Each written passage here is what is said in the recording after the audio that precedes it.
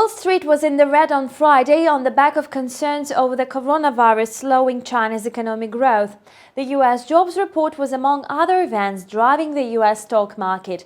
It showed the U.S. economy added 225,000 jobs in January, well above the 165,000 jobs expected by economists, while the unemployment rate ticked up slightly to 3.6% as the share of Americans in the labor force rose by 0.2 percentage points. The S&P 500 index slid by 0.53% on Friday to end at 3,327.71. According to analysts, January's better-than-expected jobs report was well-timed as it boosted economic confidence just when coronavirus fears had investors questioning the growth outlook. So for the week, the S&P 500 still posted a 1.3% rise. Expectations for the Federal Reserve to prop up the U.S. economy with easy financial conditions if the coronavirus spills over into the U.S. also helped to support stocks.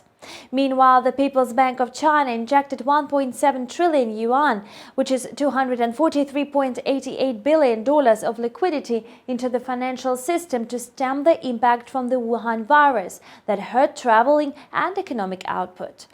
In the meantime, the Dow Jones Industrial Average fell by 0.91% on Friday to close at 29,113 after setting its all-time intraday high at 29,408.05 on Thursday. According to investment strategists, last week's gains have been more about central banks' reaction to coronavirus than about optimism that it has been sufficiently contained.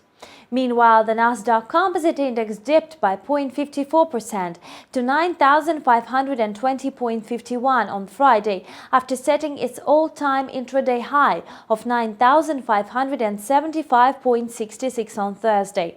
For the week, the tech-heavy index posted a 2.4% rise. Speaking of the stocks in focus, shares of AbbVie Incorporated jumped by nearly 6% after the drug maker beat earnings expectations. The company announced its 2019 fourth quarter and full year results on Friday. AbbVie's shares rose by 5% in early trading, a sign of how positively the results were received by investors. AbbVie reported fourth quarter revenue of $8.7 billion, a solid 5% year-over-year increase. This result also beat the consensus estimate of $8.69 billion. Meanwhile, among the worst performers, eBay shares tumbled by nearly 5% after Intercontinental Exchange said that it was no longer looking to acquire the company. ICE's potential interest in buying eBay emerged on Tuesday, sending eBay shares higher, but following ICE's statement, eBay stock declined by about 6%. The coronavirus is expected to dominate headlines and investing trends again this week. However, while most U.S. equities are likely to react poorly to the continued spread of the virus, biotech companies racing to develop the treatment for it are seen to get a healthy boost from this rapidly developing story.